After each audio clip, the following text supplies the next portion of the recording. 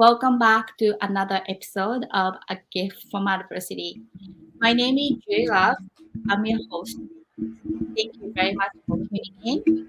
Today, we are recording episode 67.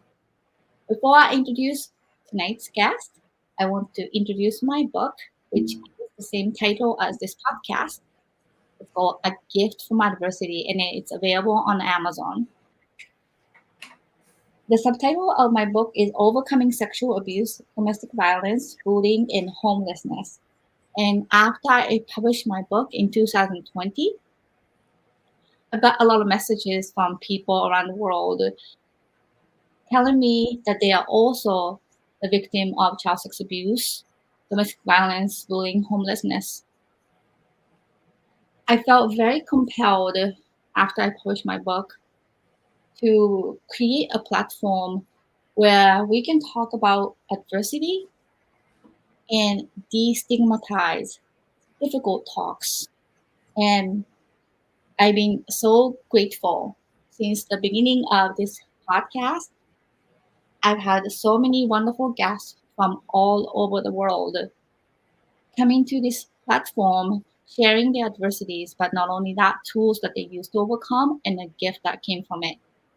So tonight we have a guest from Oklahoma, and his name is Steve Lovelace. Hi, Steve. Hi, Juri. Hey, thank you so much for having me. I really appreciate it and appreciate the opportunity to share my adversity with you. And I just want to tell you, I love the title of the book because what I've come to understand and what you'll come to understand about me is that there are many gifts from adversity, but you have to look for them. I love the title. Yeah. Thank you so much, Steve. So before we begin our podcast, can you please introduce yourself and what you do, and if you have a website or social media that you want to promote, and where you're coming in from? Sure. I live in Edmond, Oklahoma, which is right in the heart of the United States, where I-35 meets I-40. We're a crossroads to the world. And I'm father of two boys, Jackson and Barron, 17 and 15. One's a junior in high school. The other is a freshman in high school. And my social media, about the only thing I really engage with is Instagram, and it's SP Lovelace on Instagram at SP Lovelace. And, welcome people to follow my journey as I post things, which, I do periodically and will more so in the future. As far as my background goes, I was an X-ray technician or technologist rather. I shot X-rays for many, many years in the hospital and clinical setting before moving into sales. Worked for GE, Toshiba, Fuji, a lot of the big medical companies before I was forced to retire due to an unfortunate disease, which I'll allude to here later as well. But right now, I represent USA Triathlon Foundation, and I'm out promoting the benefits of triathlon. And again, we'll see how that ties into my story here shortly. But that's just me. I'm just a pretty simple backwoods guy in Oklahoma, so nothing special about me really. Well, thank you so much for sharing your introduction. I'm just curious, you shared with me by email. How did you find out about this podcast? What I went on to, I forget what the website is, Beanpod or something along that Podbean, and I was researching uplifting shows, and yours came across, and I did my research, and I reached out to you, and we connected, and here we are. It's a very small world when you can find these connections, and you have such a tie to it from a personal standpoint. With the adversity and the things that you've been through and the things that I've been through personally, and we've come out the other side so much better when so many people don't have that opportunity.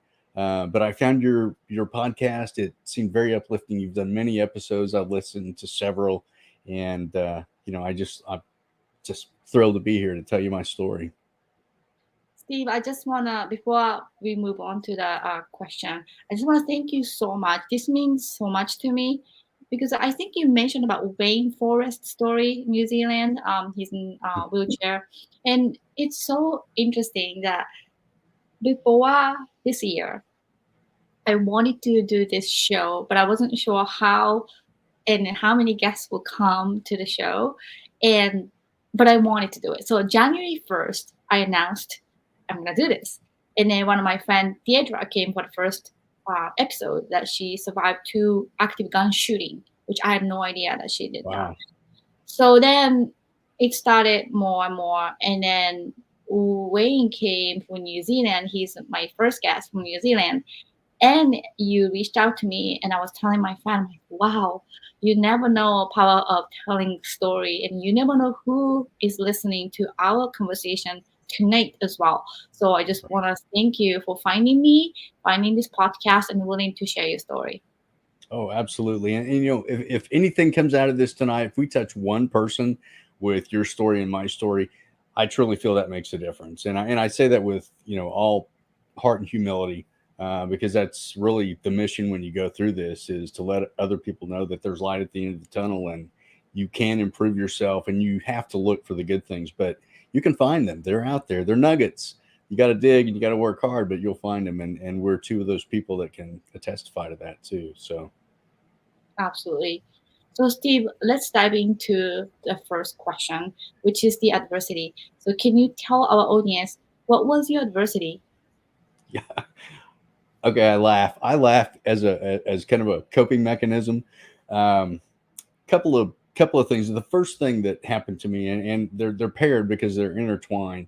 Uh, my father abandoned our family when I was 4 years old. He was not the nicest of guys. He had his hangups and his problems, and it was good that he left. But still, growing up without a father in the 60s and 70s, there was a stigma attached to it, and I carried that around for many years. But luckily, I had a very strong mother. Like I've seen through your posts and through your videos. That you're very in tune with your children, and that's very important because my mom made a huge difference for me. She gave me a lot of my moral compass, my right from wrong, and all that strength helped me for the biggest adversity that I would face when I was 20 years old, which was I was cutting firewood in a remote area in Wagner, Oklahoma. Friend and I cut on this large tree, and it split in half. And if I can give you a visual, these are the leaves and the branches, and as we're cutting, the tree falls over and it forms a T, and then eventually my friend's cutting and the T closes up. So I had two halves of the tree, one on my front and one on my back, pinning me to the ground, knocked me unconscious. When I came to, and I realized that I couldn't feel my legs. I was stuck in this tree in the middle of nowhere, and I was now paralyzed as a 20-year-old college student.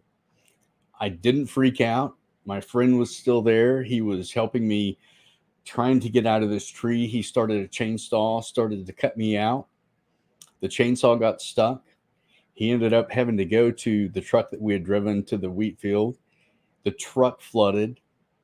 Now, keep in mind, we're in the middle of the country, and he's about 3 miles away from the nearest neighbor, basically. It's all farmland. He goes across the street. There was one house across the street, but nobody was home. So he makes his way towards my uncle's, which was about 3 miles away, gets a farmhand. The farmhand comes. They end up cutting me out. It took 2 hours before I was extricated, and I was taken to a hospital.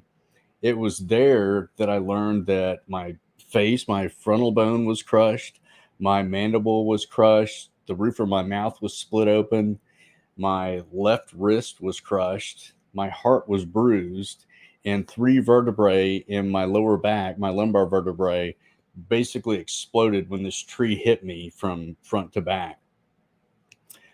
Luckily, they told me that I wasn't, bless you. They told me that I was probably never going to walk again. But at that point, I told them back, hey, I'm walking out of this hospital. I may not have said it with that much conviction, but I did say that I was going to walk out of the hospital. After 3.5 months, I took 4 steps on my own with crutches. I kept my word. I walked out of the hospital, went into a rehab center for another 3.5 months, and basically was set on my own to recover. And the way that I did this basically leads into your next question. So if you want to go ahead and ask that, I will segue into the next portion of my story. Well, thank you so much, Steve. Before we go to another question, I want to dissect a little bit more of Hmm. what you were feeling when you were 20. I know the accident, but thank you so much for sharing your story. And it's really unbelievable that you were determined to walk. But do you remember the feeling when the tree came? And then do you have any conscious memory of, oh my gosh, what's going on? And devastation or fear? Can you recall that? Oh, yeah. Well, I recall just before the tree hit me and just after the tree hit me when I woke up and I was pinned in it. There's maybe a 4 second window that has been clipped from my memory. It's like as if you took a film and you just cut out a section, a couple of minutes of film, and that whole period of time is gone. I can't remember any of the trauma. And that's the beautiful wonder of the brain, is that it prevents you from that significant trauma, because I can't imagine living over and over that tree coming at me and hitting me so violently and so forcefully and then throwing me to the ground, all the while crushing all these bones waiting for me to feel it. So with that section of time gone, I when I woke up in the tree, the first thing I remember is pulling my head up from between the sides of the tree, because it had impacted me from the left side of my head to the right side of my head. And I remember looking up, and it's almost like a cartoon. You're seeing stars just going everywhere. And then eventually I start seeing branches move, and I start seeing leaves flowing, and I feel the breeze, and I'm like, oh, it's fall in Oklahoma. And I was cutting firewood, and that's when I happened to look down, and I see this massive tree in front of me, and I can't move. Eventually I make my hands, I make my way down to my legs to make sure that my legs are okay, and I can't feel them. And it was at that point that I realized that I was paralyzed, whether it be, permanently or temporarily. At that point I did not know. And I told my friend, hey, I can't feel my legs. And he's like, we're going to work on this. um, but that's really all that I remember. And then everything else from that point, when my friend left to go get help, to when he got back, I was in and out of consciousness because I was going into shock, which, for the trauma that I had just sustained. And incidentally, they gave me a 50-50 chance of living for the first night because of my bruised heart. They didn't know what was going to happen because of the blunt force impact that I'd sustained. And so that was a big worry. But I remember bits and pieces, getting to the hospital. I remember being in the ER of the small hospital. I got transferred from a small town hospital in Wagner to Tulsa, and they were cutting my jeans off, and I was like, "Hey, these are new jeans. Don't cut them." And they're like, "Please, you got bigger issues going on than a $20 pair of jeans." So there's bits and pieces that I remember, some funny, and I can always find the humor in anything, to be honest with you, because I like to laugh at life instead of crying. We've all shed enough tears, in our years. Well, thank you so much for sharing that, Steve. And then when you went to the hospital, did doctor tell you that you're not gonna walk? You mentioned that like at 20 years old. Like, how did you feel for that kind of comment? When you're 20 years old, you're pretty much bulletproof, which we thought we were when we were cutting firewood. We knew nothing about cutting firewood, yet we took it on because, hey, this doesn't look too difficult. When they told me, it was, I don't remember the exact moment or, the exact thing that I was feeling, but I've never been one where you could tell me much of anything. I have to learn it for myself, or I have to know it for a fact. And that was probably one of the better times for that to actually take front, because if I would have given in at that point, and if I would have been had a weak constitution or a weak mental attitude, I'm afraid that that would have taken me down a whole different path through my rehabilitation and my recovery, and then in the life that I had beyond that. Because if you look at for positivity in life, you'll find it. If you look for negativity, you'll find plenty, and more so. So I tend to look for the glass to be half full versus half empty. And when they told me, I'm just like, I'm not having any of this. I'm walking out of this hospital, and I stuck to my guns, and I worked so hard through my therapy in the hospital, and most of it was done in the bed because I was immobile for almost 2 months. I don't think I moved except left to right, and that was just to put a pillow underneath me. So, yeah. Yeah. How did you train yourself from that paralyzed, legs and the doctor's beliefs, and how you said the training was very hard? And I don't know if you saw Gigi and Nate, a movie about a boy who had meningitis and then became wheelchair bound at 18, and then it's based Okay. on true story. And then they had service animal, which is Capucha, a monkey who helped Ah, with physical yes. therapy and stuff. And then he's able, but his acting was just so real. And then he was trying to hold the ball, but it was just so hard. So do you Mhm. remember those physical therapy that you said you had in bed? How painful was it, from like out of pain, out of 1 to 10? How would you describe our audience? Oh, it was beyond 10. And they didn't really start my therapy until they knew that my back was fused, which was maybe 8 weeks after I entered the hospital. And we started with doing leg lifts, and my leg would go about 5 degrees from the hip to my foot. The therapist would cradle my leg and just lift it. And it was so excruciating, because at that point I was getting feeling back into my legs. That essentially what had happened was there was so much swelling around my spine that it cut off the feeling to my spinal cord. Now that's a lot of pressure to put around a spinal cord to eliminate all the feeling. And when my feelings started coming back, it was just, at first it started with a toe, and then I started feeling my foot. It just kind of worked its way up my legs from my recollection. It was excruciatingly painful. I was on morphine. They would inject it into my muscles. And I mean, morphine is a horrible drug.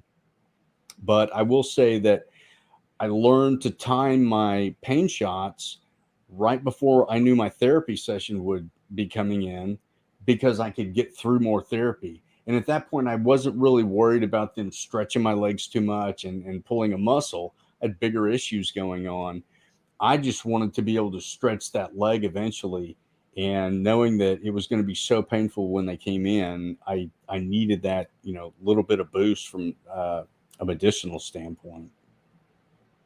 So this is about 3.5 months that you were in the hospital training, and you went to different facility after. Hmm. And then what happened during that different facility? I was I had a relapse at some point. My pain got so bad they put me back in the hospital temporarily, under observation. They couldn't figure out what was going on. We never figured out what happened. But when I was released from the hospital, I could not sit up. The pain was still so excruciating in my back that I couldn't sit up. So they put me on a belly cart, and I don't. There are probably maybe 20 people in the world that knows what a belly cart is, and it's essentially a wheelchair that you lay down on your stomach. You have the same wheels that you push, and it's your whole body. It's like land surfing almost. Laying on your stomach. And I took to that thing in the rehab center. I was a madman once I got through a lot of the pain, and laying down, my pain was gone. And I would be racing up and down the halls. They got so mad at me. I learned how to do a wheelie with it. Oh, Which gee. I mean, I couldn't hold it, trust me, but I was able to do a wheelie with it. And they're like, Mr. Lovelace, you have got to stop or you're going to end up back in the hospital. And I'm like, I'm ready to get on with my life. And this is part of it, is pushing myself and finding new limits, finding new ways to excel and new things to do that, I could prove to myself that I'm a whole individual again. I'm not this guy that's going to be defined by this accident. I'm going to be the same guy that I was before, plus the accident. That's incredible. Steve, I just want to mention that the pain level, that everybody's pain level is different, and some people tolerate the pain better than the other. Mhm. Um, when you're having this excruciating pain, like, how bad was it? Was it like you can't just scream, or were you screaming, or like, and especially when you're recovering and start to feel, and then without medication, like, how bad was it? Like, can you explain a little bit more? Like, because most of us wouldn't maybe go through that kind of exclusive accident and pain. Yeah. I prayed a lot. I mean, when I got at my worst points, I was just like, God, you got to stop the pain. I mean, it's just excruciating. Morphine would only knock me out. And eventually, during my recovery, morphine had been stopped and they moved me on to just a slew of pills that did help, but it took a while for them to work in. And the sad thing about pain is it's easier to keep it at bay with medication on a regular basis than it is to wait till it gets so bad that you take something and then you're expecting this miracle pill to just end the pain. And it doesn't really work like that. And I've been in pain since I was 20 on a daily basis. But the pain that I had gone through then was just to the point where, I couldn't get up and walk it off. I couldn't take a pill that was ever going to get rid of it. I I knew that I just had to survive it. So I don't know that calling it maybe compartmentalizing and putting the pain over here. Well, I thought about something over there, but I still felt the pain. It always became a game of distraction, trying to find something that would take my mind off the pain. But when when you're in pain, it's very hard to do that. But I look at it as, if you do something long enough, except focus on the pain, it's like wearing a hat. You put a hat on at the first, you can feel the hat. Then eventually you forget, hey, where's my hat? Well, it's on your head. You become desensitized to it. And that's the way that pain worked for me, is that I could focus on a TV show, or I would put a Walkman on and I would focus on a song, anything to take my mind off the pain. But you couldn't get away from it. You just had to learn how to tolerate it, which I did, and I still do. To be honest with you, I've got a very high pain tolerance. I've always said that if I needed to draw blood and they couldn't do it, I could probably do it myself, because it's not that much of a painful thing to me. And the one guy that I would like to reference with regard to pain is a guy named Aaron Ralston. He's the gentleman that got stuck in the boulder as he was going through the canyon, ended up having to cut his own arm off to save his life. And he did this with a dull Leatherman tool. And the guy's just a beast as far as pain gurus go. But that happened way after me. But I like to think that if the same thing happened to me, and it was my arm or my life, I could definitely choose my life for sure. That is unimaginable. Oh. Yeah. So, Steve, I did not mention in this book, um, I had this really, really bad pain.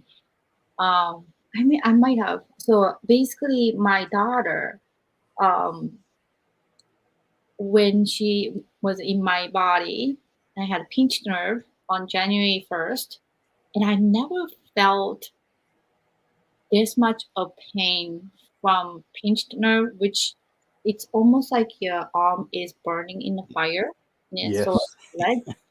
And I had contraction pain with my son, and I tore it till like 6 centimeter dilated, which is very rare.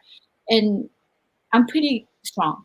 But this one, pinched nerve, I was just crying like baby. But because I was pregnant, I didn't want to take any painkiller Right. because I didn't know the effect for my daughter. I took the pain; it was so bad.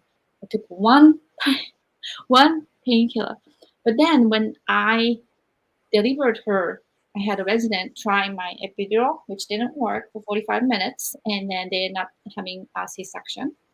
And 4 days after, my daughter was out from the C-section. I almost died because apparently they poked a hole on my spinal cord, and my spinal fluid leaked, and I was dying. Uh, And um, they took my blood from my arm and injected back to my spinal cord, which was another huge pain. And when I came home, after they released me, I don't know why they released me so quickly after all of this.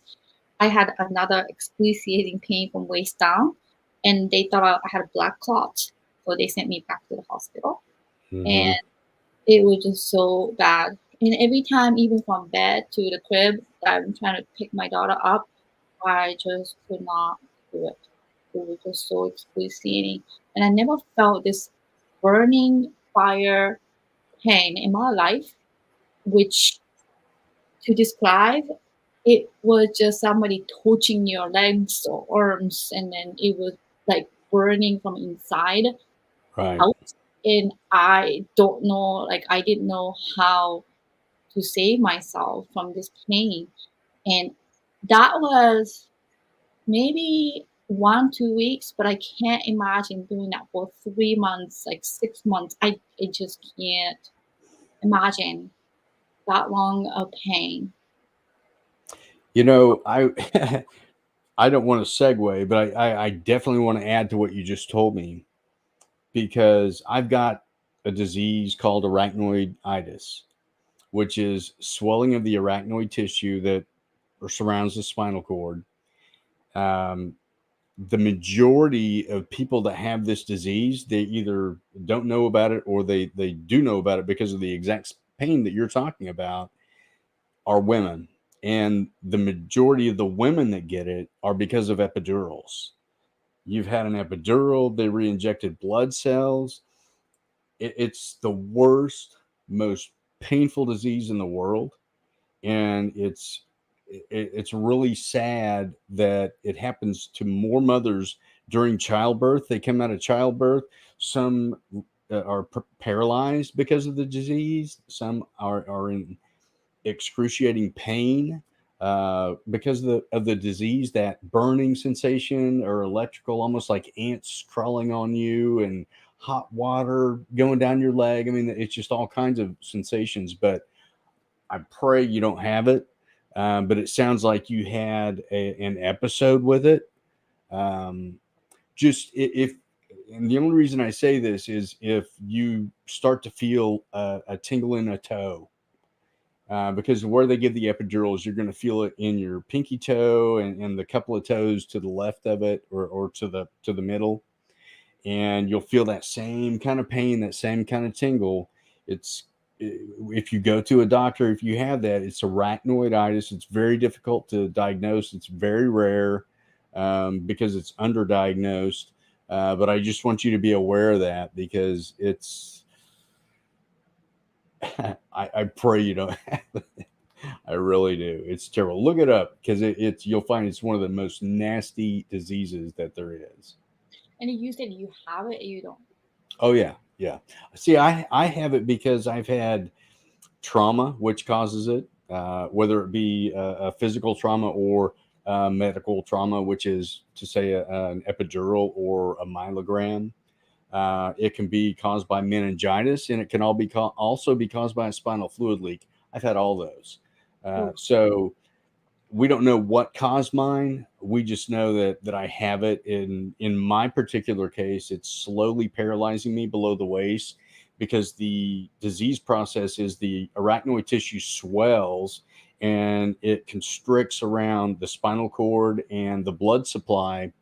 And when you cut off the blood supply to the spinal cord, any part of it, it's basically going to die. I mean, it needs that blood supply to live. And then so in my case, again, it's slowly paralyzing me below the waist. But again, I look for the good in things, and the good in this is that now I have, well, I say a sort of a platform for this disease so that I can bring attention to it, because nobody's doing research for it. Nobody really cares about it because the majority of people with this disease are seen as drug seekers. They're seen as, oh, it's a failed back syndrome and they just don't want to work or they don't want to do this. That's not the case. And there's a few physicians out there that are actually banging the drum and really telling the truth about this disease. And it's my hope with my story that, we'll get to again in a bit here, that I can get attention so that we can do some research. And we do know that there are a lot of people out there suffering with this disease. And I'm lucky enough that I've been on all the medications, all the pain medications, and I'm on none now. I do no pain medication. I have a whole different regime that I do, but it doesn't work for everybody. I know that. But it does work for me, and I do it, with all my passion. Can you spell the disease so I can just put on a comment? Sure.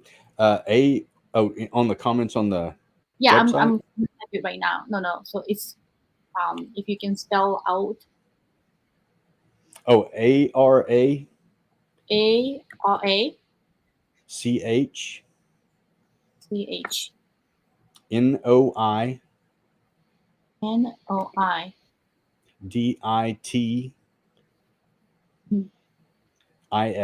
arachnoiditis. It sounds like a Spider-Man's disease, the arachnid. Oh my gosh. Yeah. Yeah. Arachnoiditis. Wow. It's all negative. Trust me. There's no positive about this disease. It's all negative.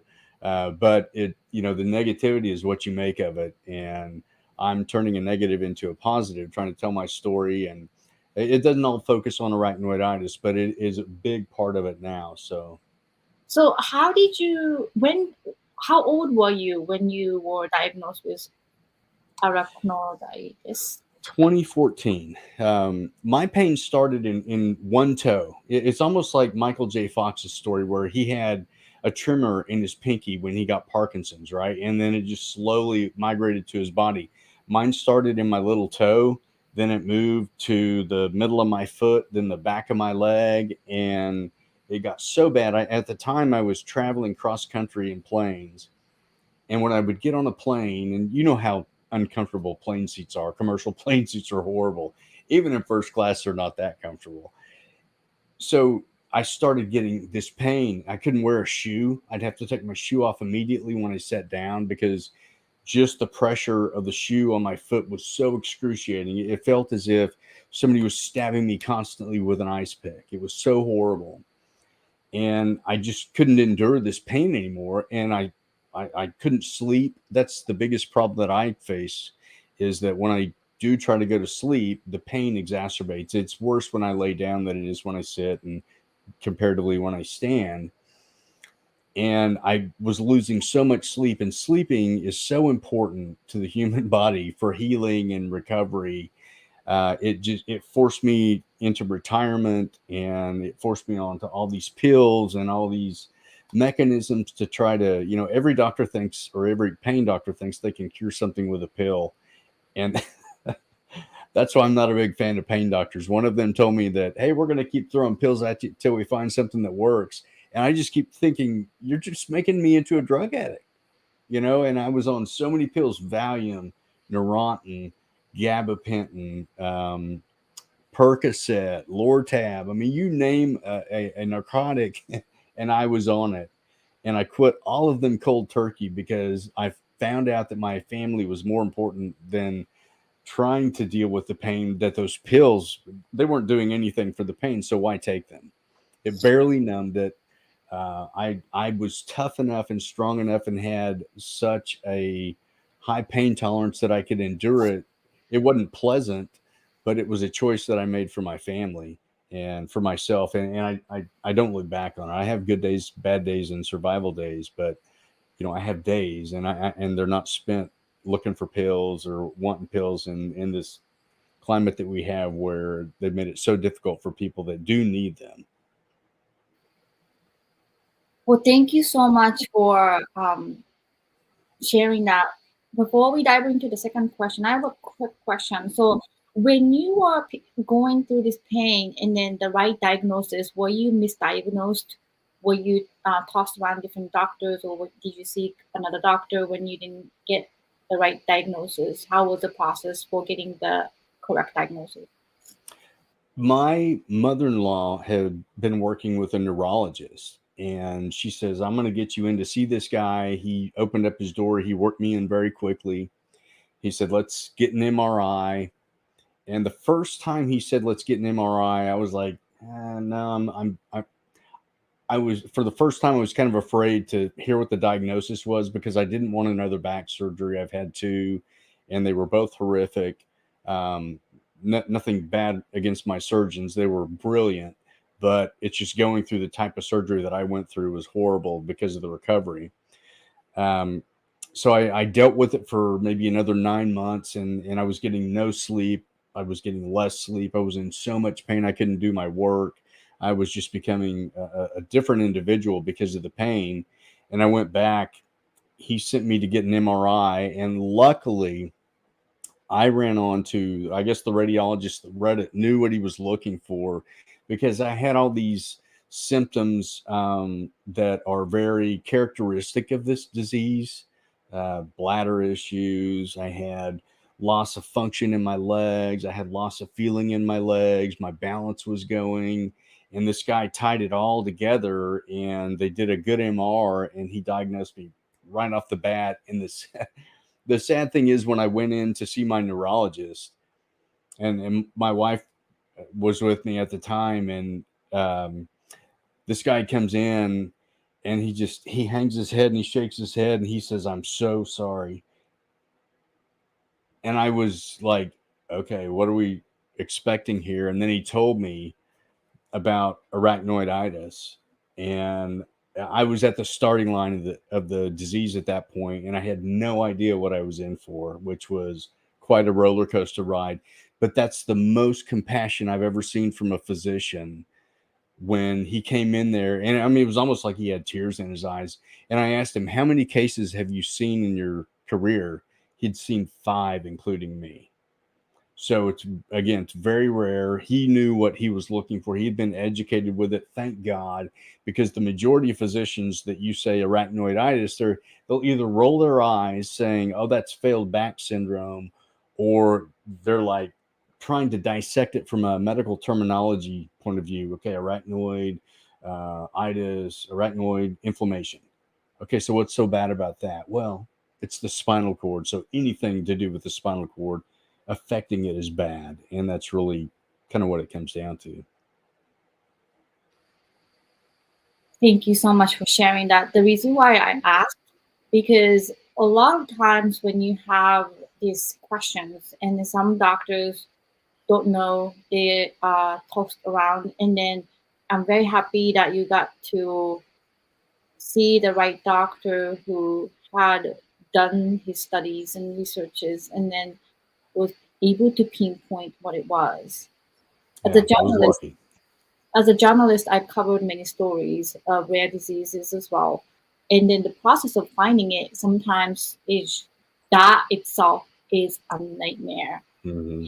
And, you know, I have one friend whose son couldn't speak, and then they thought he was autistic.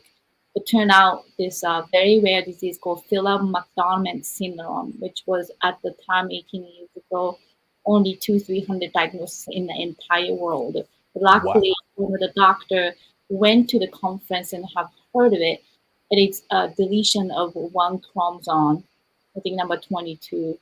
that very rare. But now he's 18, and I think it's like 3,000 cases. So this is my background as a journalist of Hmm. interviewing people as well. That sometimes these kind of diagnoses, as hard as it was, as compassionate the doctor was, getting the right answer sometimes can be very difficult. And then now Hmm. you found it, then you kind of mentally prepared or have more research and then, you know, going after it. So thank you so much for telling your story and answering my questions. And I want to move on to my second question, which is the tools that you use to overcome all these challenges. First, I want to dissect to the childhood abandonment. Hmm. How did you, what kind of tools that you use to overcome that? I was an angry young man until I was about 14 years old. I acted out. Um, I was horrible in school, and I really didn't have any tools, to be honest with you, when I was that young. And that's uh, that was kind of the times. I mean, this we're talking about the '60s and the '70s, and it's vastly different than it is now, where you have parents researching all this stuff online about their kids, and they figure out what's maybe going on. They take them to a doctor, and they work this out. I was probably dealing with PTSD back in the day and just didn't know. Um, so I guess the only real outlet that I had as a kid was physical activity. I was in a lot of different sports. I played baseball, I played basketball, I played golf, I ran track. Um, I mean, if it was a physical sport, I liked to do it. My mom wouldn't let me play football. She was afraid that I would get hurt. And we didn't have a whole lot of money growing up. We were, I don't want to say poor, but we were probably right there. We struggled with meals at times. And I think that, you know, she didn't want to have another medical bill if I was to get my bell rung and have to go see a doctor, which I completely understand. And we don't, I don't let my sons play football either. So, and it's all because of the concussion issues, which I've dealt with many of those myself. The first one, I was young, but the biggest one was in the tree. I mean, you can't walk away with your head getting smashed like mine was and not have a concussion. And they are real. They change you and they affect you in so many ways. Definitely. So you used, since there's obviously not like these days, 2022, a lot of mental health talks out there and the resources out there. Myself, the same situation. I was, in 80s, nobody talked about incest and sexual abuse. And I didn't know I had PTSD until I was 22 when I came to America. Had I not to, had I not been in America, I don't know if I ever um, figured out why, you know. So, Right. anyways, let's move on to your accident and then the illness. What is the best tools that you used to overcome or dealing with? So this is the best part of the story. This is the good that you see in the bad. So when I was released from the rehabilitation center, I started lifting weights when I could. And I mean, I had to relearn to walk. And eventually I figured out, hey, I want to run again. And I figured out how to run. Was lifting my weights and I started eventually running 10Ks. I ran a couple of 10Ks in 1985. So it was just about 2.5 years after I'd been released from the hospital. And trust me, it took 2.5 years to get to that point. There was a lot of work that had to be done. But there was one afternoon in '85, I was watching TV and I came across ABC's Wide World of Sports replaying the 1985 Hawaiian Ironman World Championship Triathlon. One segment that they had on was Julie Moss from the 1982 Ironman. This is one of the most iconic things in sports. She collapses yards from the finish line and she's crawling, giving every effort that she had in her body to get to that finish line. And I could so relate to everything that she was going through at that point, to just push herself despite the pain, despite not having the energy, and just willing herself forward. And I thought to myself, I'm going to do a triathlon. So I went out and bought a used bike. I started training. And basically, 7 months later, I was standing on the starting line of what we called back then a quarter Ironman. So we're talking a mile swim, a 25-mile bike, and a 6.2-mile run. And this was all from a guy that had been paralyzed, had to relearn to walk, had just started running. I started this race. I came in dead last. But what I came to discover is, and only recently so, is that I was the second disabled athlete ever to complete a triathlon. So I made history in triathlon and I made history in the sport of paratriathlon, both of which now are Olympic sports. Back then, they were just kind of a cult uh, infatuation with exercise junkies and endurance athletes. So I kept on doing endurance sports back then. I ended up doing many more triathlons. Eventually, I moved into just bike racing. And so exercise became my way to heal myself and show myself that I was still viable as a human being after this horrific accident. I still had value and I could still do things like everybody else. But the sad thing was, this was back before the Americans with Disability Act. So I was afraid to let anybody know that I was disabled entering this race. And it was not because I was ashamed as much as it was I was afraid that they would see me as a liability and they wouldn't allow me to compete. So I told no one. I didn't tell my mom. I didn't tell my sister. I think the only person that actually knew was my brother-in-law, who helped me get access to the swimming pool at Tulsa University so that I could swim because it was wintertime when I started training and there was no outdoor. And eventually I got my lifeguard certificate and or certification that year.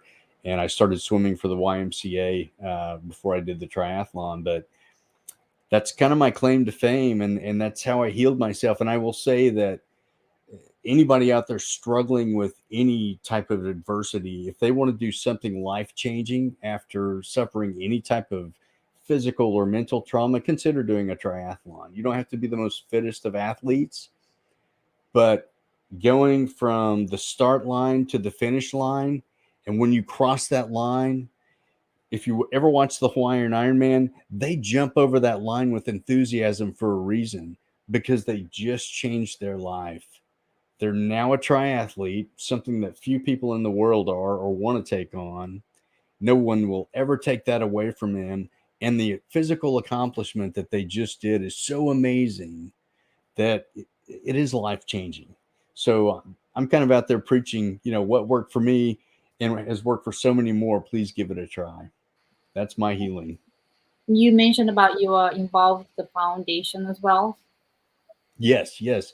This last year, I ended up looking up and discovered that there was something called USA Triathlon Foundation. I reached out to them and I told them my story, and they basically wrote back saying, "Hey, we'd love to have you as an ambassador to the sport." Since I only just discovered literally last year that I had a place in history in this sport, and that I was one of the original pioneers, and I'm out telling my story. I'm so ecstatic to be sharing it and encouraging other individuals. I'm actually we actually have an intellectual disability category now, and as a result of that, I'm going to be setting up a booth at the Down Syndrome Festival here in Oklahoma City in 2 weeks' time. I'll be representing USA Triathlon, and I'd like to say I'm friends with a couple of pioneers in the Down syndrome realm of triathlon. One is Caleb, and I won't share his last name just because I haven't talked to them about it, but he's an amazing young man. And another gentleman is Chris. They both have Down syndrome. Both have made history with respect to the sport. It's so inclusive. Anybody can do it. And these kids are so enthusiastic that I want to go down there and get as many kids to join up for triathlon because it'll change their life and it'll change their parents' life. So I did Spartan race last November. I saw that. That's awesome. Yeah, I saw you climbing the stairs on your video. I think So you had on your Instagram. I never thought I would do Spartan race, but I did, and I came up like top 25%, and then That's awesome. yeah, I finished 5K and 22 obstacles. I couldn't do two, but if you can't absolutely do, you can do 15 burpees. So Oh, and and this time I had a surgery in July, and I was not allowed to do high impact sports until this past Friday, a few days ago, 2 days ago. So when doctor said I can do high impact sports again, guess what? I'm gonna try.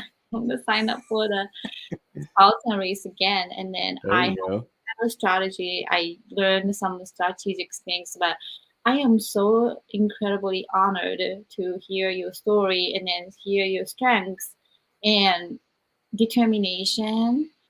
I just want to mention something that occurred to me.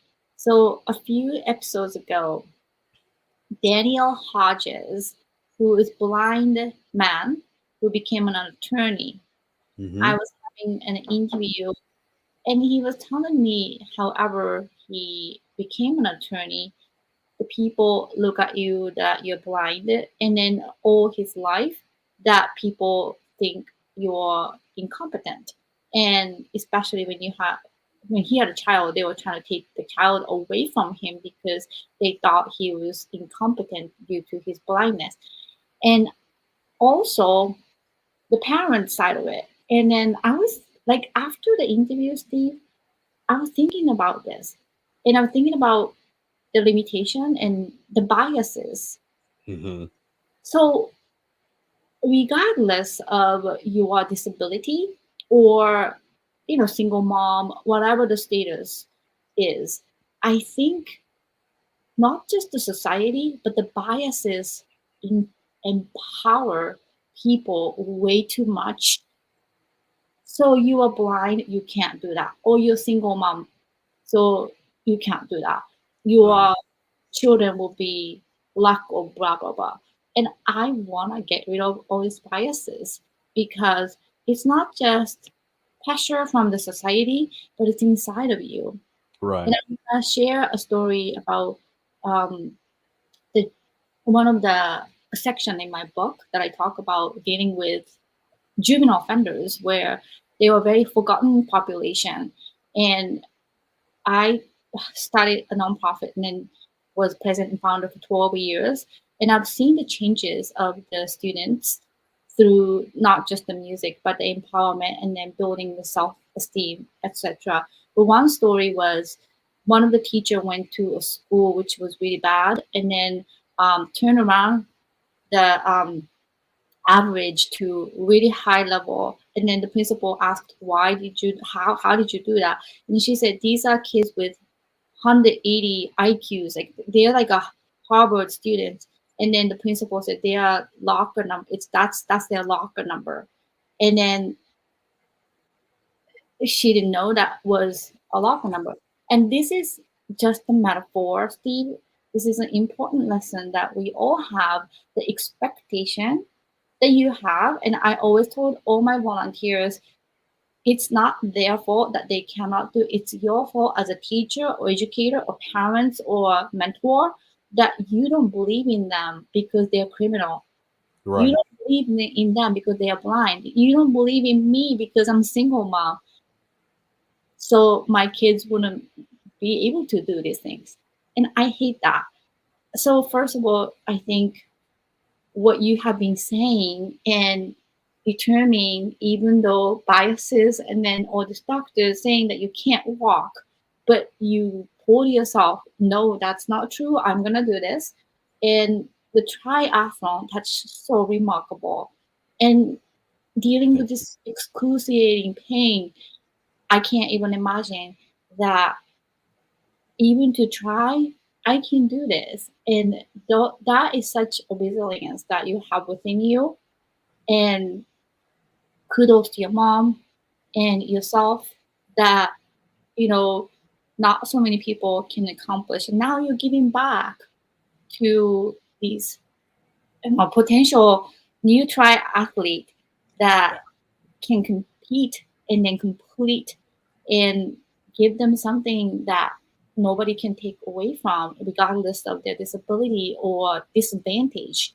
And I think it's just so remarkable, Steve. Thank you. Thank you. And, I think because I've seen it come from when I was afraid to do it to now we have all these new groups of people and in categories that can compete on a level that is a level playing field because I all my competition with bike races and with triathlon was all against able-bodied athletes. It never stopped me, and it should never stop anybody because I wasn't really worried about the results as much as I was worried about just getting the accomplishment under my belt because that's the way that I could reassure myself that I was doing the right thing and that I was on my way back to being a real person versus this person that people would pity or think couldn't do something as you said, and that's really again that's on them, not us. But I never wore it as a chip on my shoulder, and I think that's the difference between people that hold a grudge against society and their biases and those that just go, watch this, and then they just go do because doing is really where it's at. You don't have to get the best result, but if you beat your last time, that's the best result for you, and that's what you need to measure yourself by, not the guy standing next to you. So in my book, I mentioned about yugen jikko, which is Japanese word, which means you say it and you do it, execute it. Mhm. But then I think that is for me too slow. I would say I changed. I made up a word. It's called hatsunan suiko, which means when you get an idea, just execute. So instead of telling everybody I'm gonna do it, because in the process of telling people your idea, they are naysayers and they are like people Yes.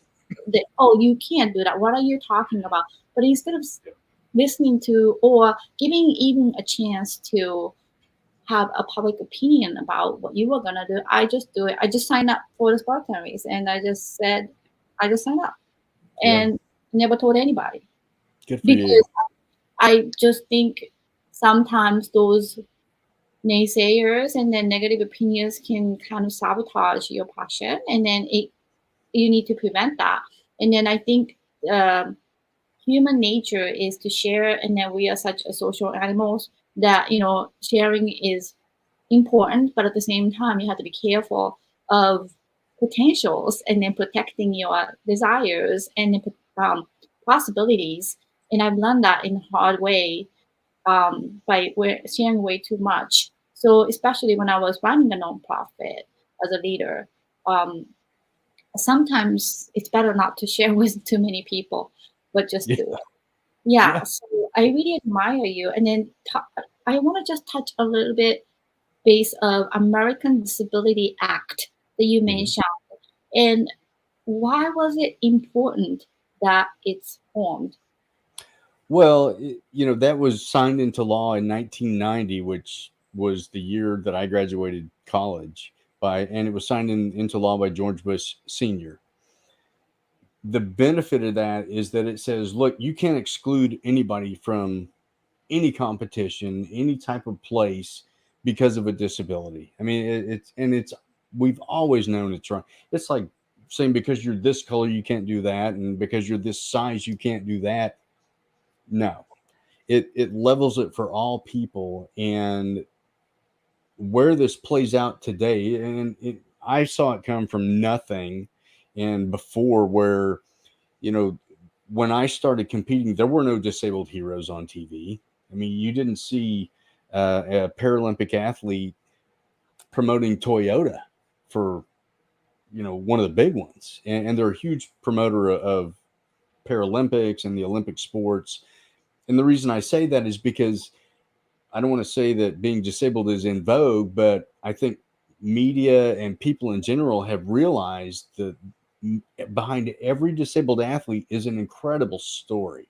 I don't care how minute the accident is, the fact that they got over it and they pushed themselves to the point where they wanted to do something in front of people physically, pushing themselves to their limits, that is probably the most inspiring thing that you can think of. And the fact that I came in last in my first race ever, the dead last, I was still a winner, even though I came in last place.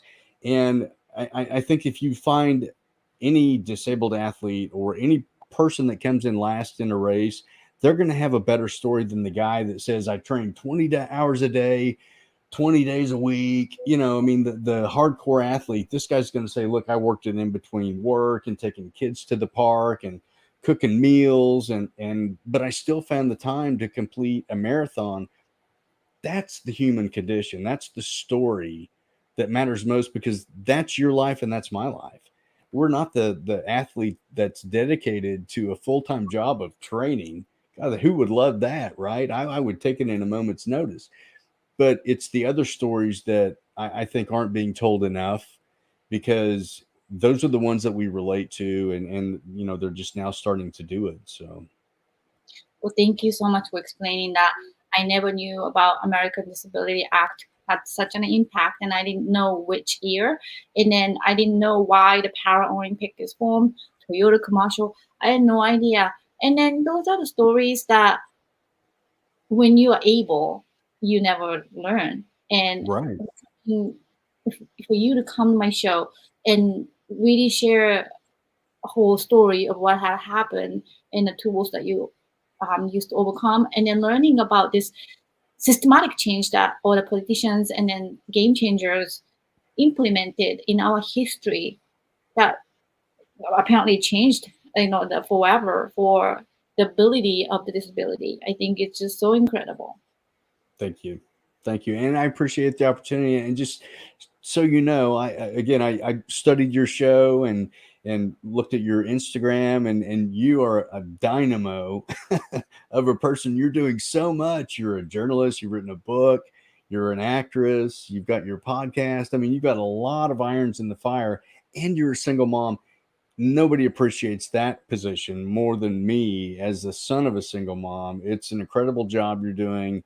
It's an important job you're doing. And from all accounts, from what I see, and I don't have, you know, access to everything, but I think you're doing a great job, and, you know, keep doing what you're doing. You're going to put two great kids out in the world. Thank you so much. That means the world to me, Steve. You're so kind. Thank you. One of my friends, Scorpio from Jamaica, is saying good evening, Juri and Steve. Ah, thank you. Hello.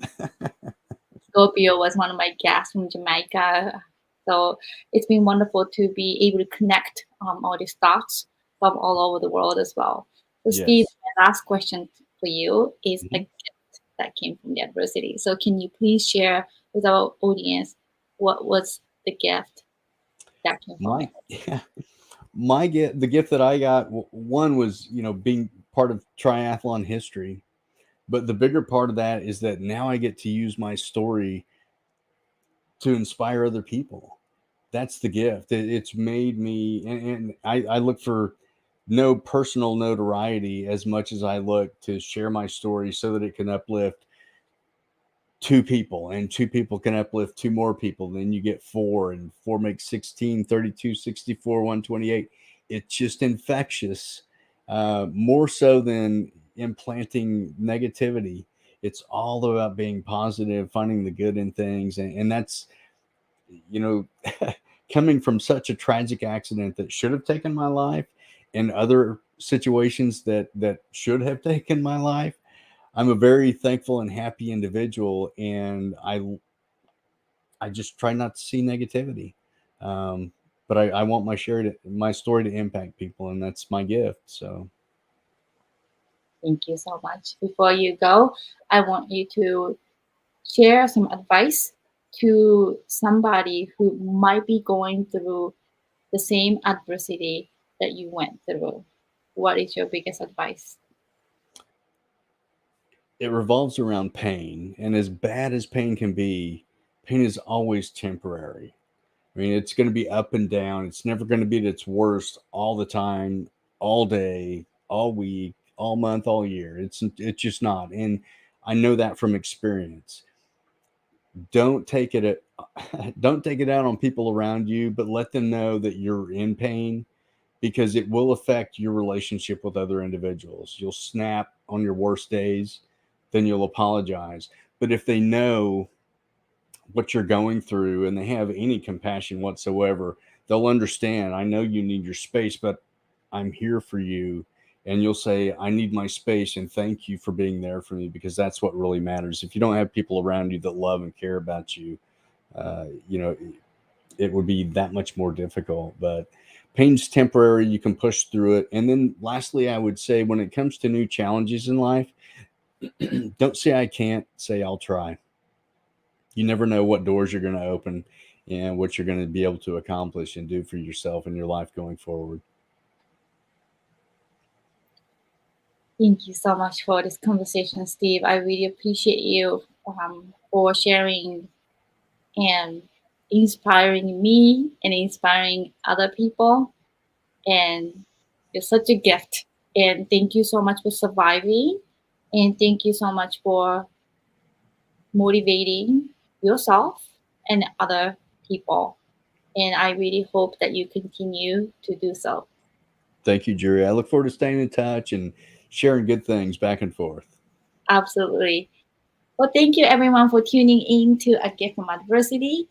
I have more exciting guests coming from all over the world, and I'm so grateful that this platform has been reaching out to even one person out there. And I will look forward to more conversation. Thank you very much.